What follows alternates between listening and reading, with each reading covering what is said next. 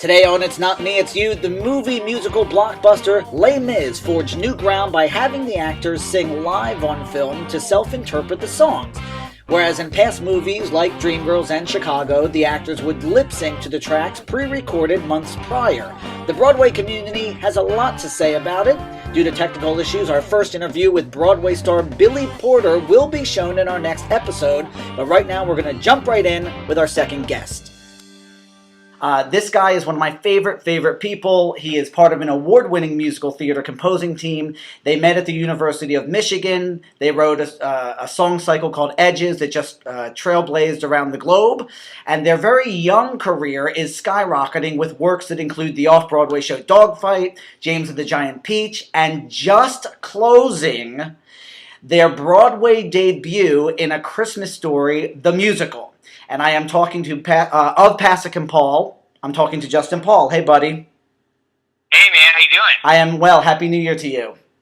Happy New Year to you.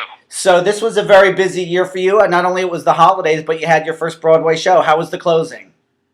Yeah, it was pretty special. You know, it was a bittersweet time. I guess the really sort of special thing about closing a show that was always meant to close at a certain date is that it's not a surprise, and there's not really any sadness in terms of, gosh, I wish, you know, we hadn't had to cut it short. Because sometimes the closing is like, well, we're not doing any more business, so time to close the show. In our case, it was a holiday show. It was always meant to close on December 30th, so it was just a celebration, and it was a pretty neat event. And to have a show running over the holidays in New York City on Broadway is really special. And a lot of the shows that have been created just for the holidays, like Grinch, they keep coming back seasonally. Is there any talk about that, or is it too soon?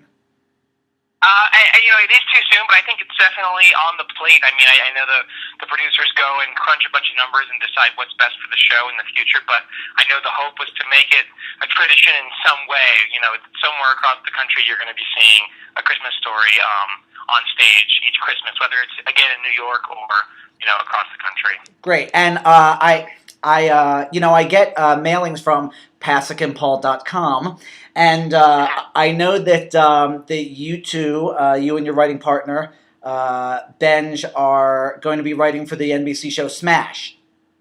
Yeah. We sort of that's a new undertaking that we recently been working on over the past few months, really, and it's been great. It's really exciting. They're doing sort of lots of new stuff with the next season, and they're bringing in some other writers to write sort of a different musical than the Maryland one, and it's getting more dramatic, more high stakes, and more flashy, and we're really excited to be part of it. We've had tons of fun writing for TV.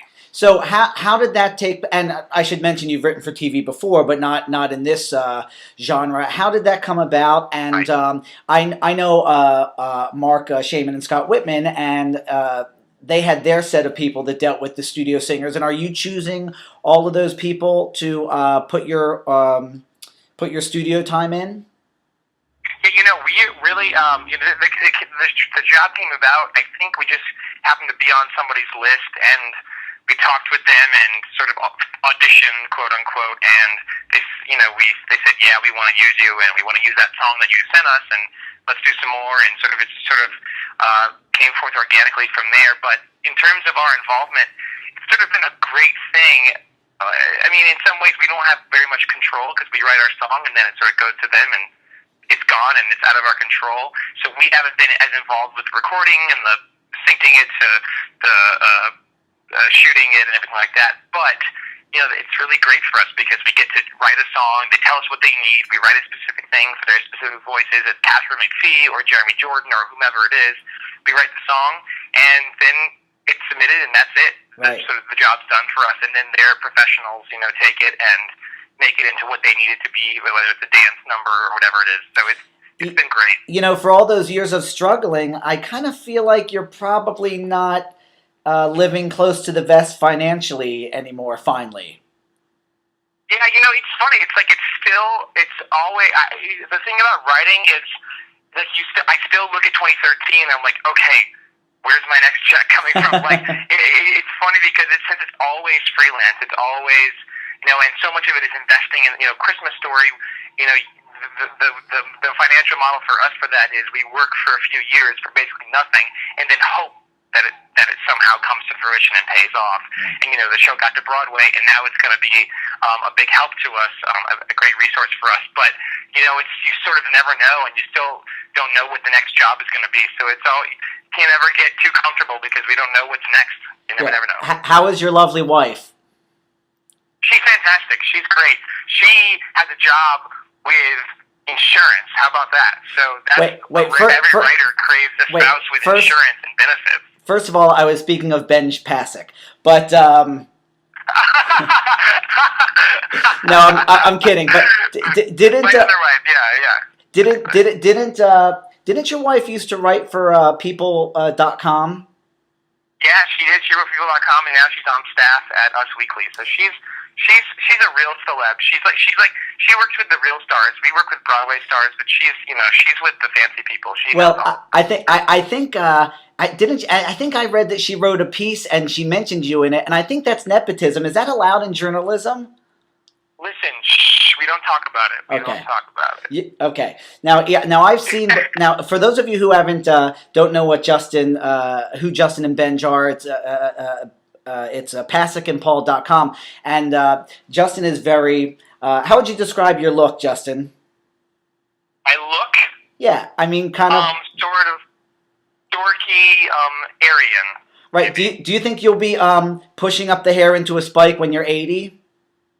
I don't know. That's the thing. I have my signature faux hawk that I've been rocking for a few years now, and I don't know. I keep wondering when's the next phase going to be. But this is like my first real hairstyle ever. Right. So it's like it took 20-something years to get this one. So I don't know. It could be another 20 years before I move on to the next one, whatever it might be. Well, either A, you're gonna go bald and keep trying to do it, and that'll be terrible, or somebody will say to you, "Babe, it's time. It's awful." It's like when, I know. Yeah, I know exactly. I think my wife will say that.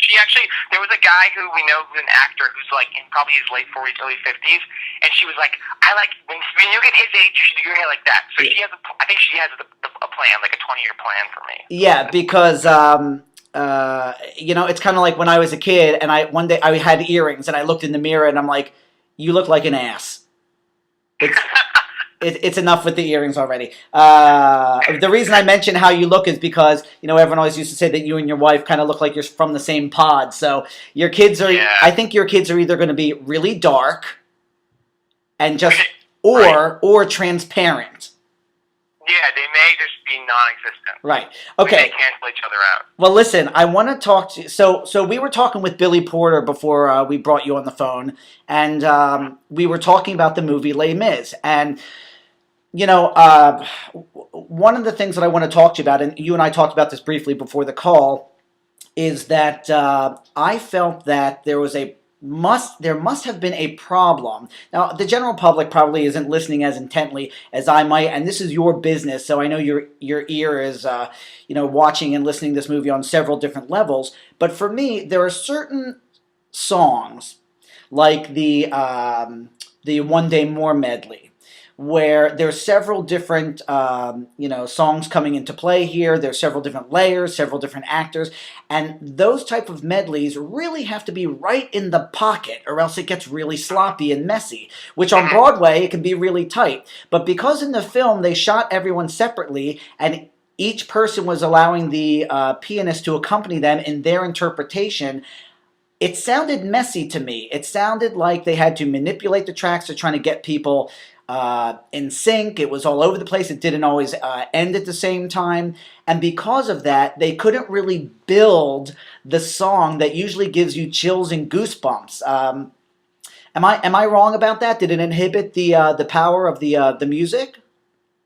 No, you're not wrong about that in terms of the numbers like that. I do think that what the effect they were going for, with some of the smaller numbers or like the more introspective moments, the acting moments, the solo moments, I think the effects that they went for and the process they used for that sort of came at a cost in terms of the big group stuff, although I do think they did pre-record some of the group stuff, but I do think you're right that it sort of came at a cost in terms of once they were trying to build and sync up those big group numbers, that when everyone was sort of doing their organic acting thing, there are some things that it doesn't matter if you're doing the the organic acting thing. You need the music director that everyone cuts off on this specific thing, and who cares if it's motivated? This is how it has to sound to all add up to a beautiful sort of soundscape that sounds pristine and together. And when that happens, that's what makes it sort of electric and exciting. That being said, there's some things that probably we'd never be able to capture on film. That is the excitement of hearing those voices, the combination of them live and amplified in the theater. And we're never going to be able to emulate that on film. But they could come closer. I agree. I mean, don't get me wrong. I thought the movie was beautiful. I agree that it was a great. It was a great attempt. It was a great experiment for the more intimate numbers. It was very real. There were absolute layers. I mean, Master of the House musically, Master of the House in the Broadway show. And not that I'm a Broadway maven, but yes, it's a very fun song, but it built. It became a huge a drinking song where it's intimate at first, and then at the end it's rowdy and it's loud, and I just felt like it did not have that. Any thoughts on points that worked and didn't work for you that really touched you or you walked away with?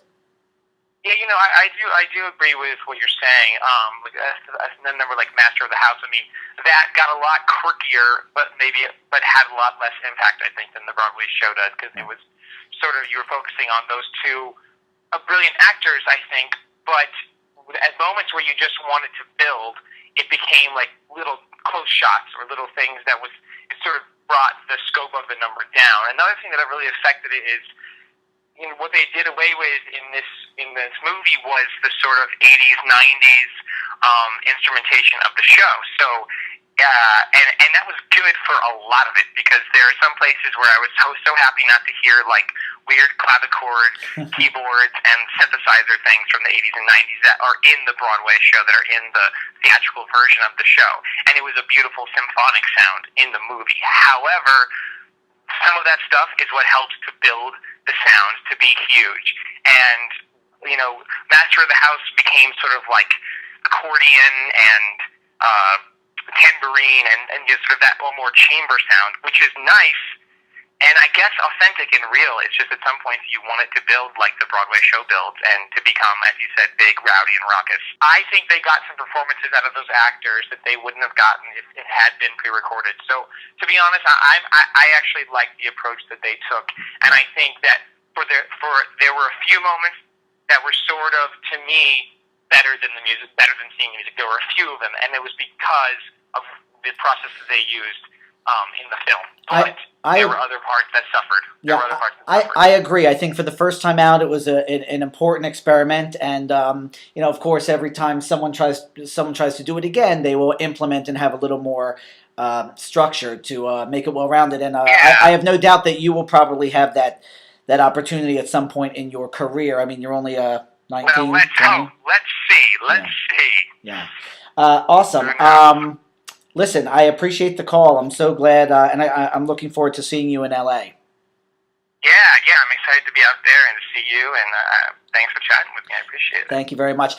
Today we were talking with Billy Porter, and who is just finished Kinky Boots, and it's I think it's coming to Broadway, and we're talking to Justin Paul of Pasek and Paul. That's pasekandpaul.com. We will see you next time on It's Not Me, It's You.